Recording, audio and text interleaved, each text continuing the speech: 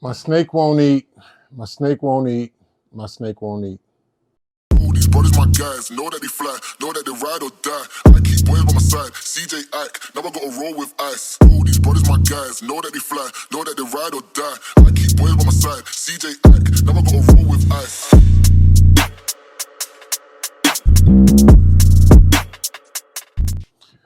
Hey, how's it going, guys? This is Paul, Spheric Reptiles, and I'm so excited that you tuned in today to watch this. And I hope that our channel helps everybody that watches it. It's not just for new people, it's for just people in the reptile industry. I think that it's good to have platforms where we can go to and kind of kick ideas off each other, all in the name of being positive. We definitely try to remain positive here at Spheric Reptiles about anybody. It doesn't matter age or how long you've been in the industry or not. Because all we're trying to do is develop platforms and ways for people to keep their animals healthy, right? So this video, I'm just going to talk about real quickly just five things that will possibly help you get over the hurdle if your snake is not eating. So the first thing that I'm going to discuss is check your husbandry. Check your husbandry because, like, if you've ever had a fish tank, if any problem happens, it's probably with the water and its chemistry, right? The filtration and things like that. Well, if you have ball pythons in this case, because ball pythons are the ones that typically stop eating out of most of the snake species. There are some others, but ball pythons are kept in such high numbers that this is something that happens more frequently than with other species of snake just because of the sheer number of ball pythons being kept. So check your husbandry. What you want to make sure is that you got, whether it's over, a heat lamp or under tank heat mat, that you have that temperature set around 90 degrees. Now you can go down 2 or 3 and up 2 or 3 and your snake will be fine. But more importantly, just try to hit that 88 to 90 degree Fahrenheit mark on your thermostat. So if you don't have a thermostat, get a thermostat. That'll probably change everything, because if the area is too hot for the snake, then that stresses it out. And if it's too cold in there for the snake, it stresses it out. It's like the 3 bears. You want to be just in the middle, just right. So try to hit that temperature before anything else. The next thing you want to do, and this is all under number 1, is get a water dish to increase the humidity. Because without that humidity, now I can't be soaking wet, but without that humidity, the animal is more likely to develop respiratory infections. And it all goes back to doing the research on where they're from. The area where they're from is right around the equator. A little bit to the, I guess, the east of that would be the Democratic Republic of Congo, which is one of the largest rainforests. So it's on that same level as that. So you want to think about the area, Sierra Leone, Chad, those places where the ball pythons are being, just in that whole part of Africa, the western part of Africa. It's humid there too, guys. It's not just hot, it's humid. So we got the temperature, we got the humidity with the water dish. Let's see, what else do we have? Oh, hides. Make sure that there's your tank or your enclosure just isn't so big to where there's nowhere for the snake to hide. It's not a work of art, even though it is. It just needs to feel secure. So give it a little house so they can go and they can feel pressure on the sides. So if your hide is too big, just create something that's smaller. You can put paper towels in there, anything of what you want to do to make it feel like the snake can actually go in there and kind of get snuggly and feel comfort and secure. Because in the wild, that's what they do. They occupy these burrows of animals that they've eaten, or they occupy hollow logs or termite mounds, just anywhere where they can go and feel snug and not be out in the open where things can prey on them, right? Because it's not an apex predator. And the very last part of the husbandry thing is, if your snake isn't eating, add some kind of substrate that can hold the humidity. So it can be either cypress mulch or cocoa husk. I like those two because you can see where the feces is, and that goes to the very thing too about substrate, is you want to make sure that it's clean. So this is for the whole enclosure. So if it's overly dirty, the snake wants to get out of there, doesn't want to eat. If it can smell its own poop, it won't want to eat, because now everything smells like poop and they don't eat poop. So it sounds like so simple, but it's not. A lot of people might think, all right, I got a bioactive enclosure. Well, you still have to get that poop out of there, Because if the snake smells poop, what they normally do in the wild is they don't clean it up. They just move to another one, or they move to another part of the burrow or the log or the termite mound. And there's things that eat it there in the wild that will eat a lot more than what you would have in your enclosure. So for number 2, now there's a big debate about whether you should feed live or frozen thawed. For this video, we don't care about that right now. We're just trying to talk about getting your snake to eat. And so if you're feeding your animal frozen thawed, or you were feeding it frozen thawed, and all of a sudden it says, or it thinks that it doesn't want frozen thawed, you have to go with something else. But before I say anything else, these animals eat at most about 7 to 8 times a year. That's a bountiful year. I mean, that snake is producing eggs and everything, man, when they reach sexual maturity.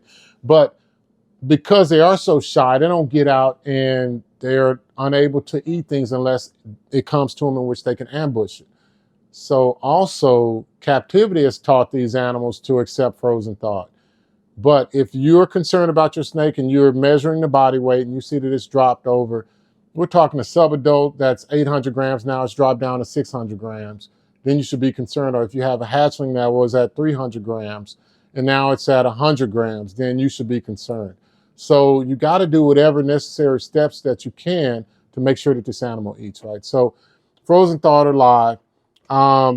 With frozen thawed, it's tricky because there's 2 ways you can either thaw it out. So you can either thaw it out in water, warm water, so from the bathtub or something like that. Nothing too hot, because then it'll scald the rat and the rat will burst open. You don't want that. Or you can use a blow dryer to reach the temperature, but definitely use a temperature gun to measure it, or you can use a heat lamp.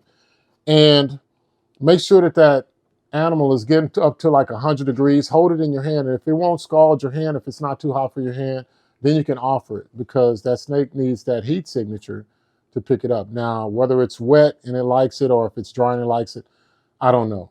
But if you feed live, then that's something else. So the live, which that will trigger a more natural response from the snake no matter what, because there are snakes, we're talking about millions of years of evolution for these animals that were trained to eat things that were alive. Things that were dead were normally diseased or some other reason. Who knows how long it's been dead, but we've taught them to eat frozen thawed. So that's something that you might have to switch back and forth on, kind of playing the shuffle game until you can get your animal acclimated to eating what you want it to eat, because we're talking about something that you can reproduce over the long haul.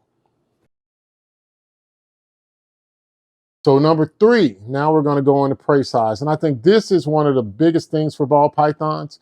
If you look at that mid-body girth, so if you got a snake that has a mid-body girth of about 2 inches, right?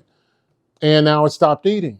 You can notice things like when you offer the frozen thawed rat, or you offer the live rat, or the mouse, or the ASF. ASF stands for African soft fur. What you'll notice is if the snake draws back any, then it's probably the prey size might be too big for it. Again, these animals eat 7 to 8 times a year. They don't need a big prey size, even though we might want to give them a big prey size. They don't really need it. So if your animal is an adult and they were eating small mice or small rats, drop down to a weaned rat. If they were eating weaned rats, drop down to a rat pup. Or you can switch completely. So, but just for that, that might actually trigger a better feeding response for you, whether it's a frozen thawed or a live. So just give it a try. The one benefit in going with the live is if you only have 1 or 2 ball pythons, you don't have anything else that can eat these rats. Instead of wasting a rat, because it's not what you want to do either, you could actually make a container to where you could care for this rat, and then you can retry it again. You can retry it again. And that's something that would be more economical, and it'd be more humane, because then you're not stressing out more than one prey item. And I know that people don't want to talk about feeding live rodents. In the beginning, we did videos on that because I wanted to get it out there, because I think it's necessary.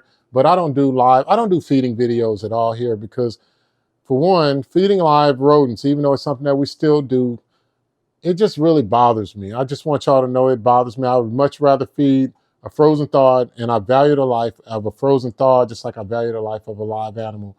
They're food items for my animals, but Yeah, so that's, you might have to switch them live to frozen thaw to live. And this goes right into the fourth thing. So it could be rats, mice, or African soft fur, right?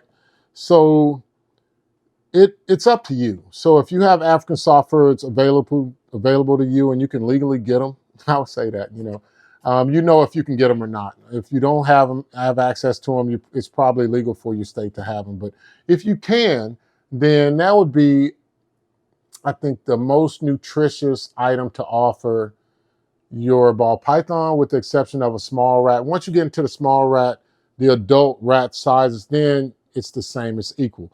And what I'm talking about is the bone marrow. But when we're talking about, that's another subject. So when we're talking about feeding, one of the things that I've noticed is that if my animals, my ball pythons, go off of rats, right, they'll always readily accept an African soft fur or a mouse. I'm talking about a jumbo to an adult, or an adult to a jumbo mouse, or even an adult ASF.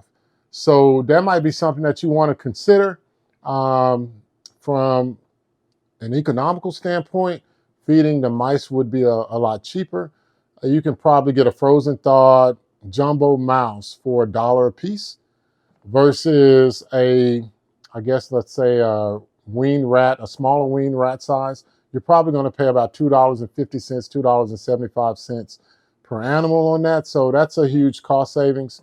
So if you can get that frozen thaw thing going, that works. But even if you have to feed live, that jumbo mouse will be a lot less than the rat. Now the ASFs, you're going to probably pay 3 times the amount that you would pay for the jumbo mouse, or maybe a third more than you would pay for that rat of that same size. But again, that might be something that works for the animal. The mice seems like, I don't know, with ball pythons, they seem like candy. It's very hard for me to find a ball python that won't accept a mouse, even though the biggest bang for the buck when we're just talking about feeding just on volume is a rat.